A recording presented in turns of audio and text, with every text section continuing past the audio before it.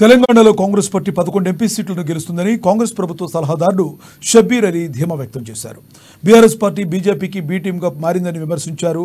నిన్న తెలంగాణలో జరిగిన పార్లమెంట్ ఎన్నికల్లో బీఆర్ఎస్ పార్టీకి చెందిన కార్యకర్తలు పువ్వు గుర్తుకు ఓటేయమని చెప్పడం ఇందుకు నిదర్శనమన్నారు.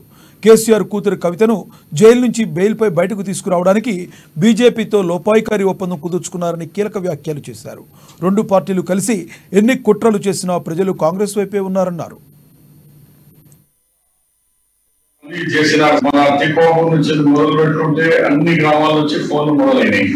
సార్ బీజేపీ వాళ్ళు బీఆర్ఎస్ వాళ్ళు డైరెక్ట్ గా గుర్తు కొట్టేయండి, బీజేపీ కోటేయమని డైరెక్ట్ గా చెప్తున్నారు. ఇదేం సార్ కథ అంటే ఒక 2 గ్రామాలు అయింది అనుకున్నాం.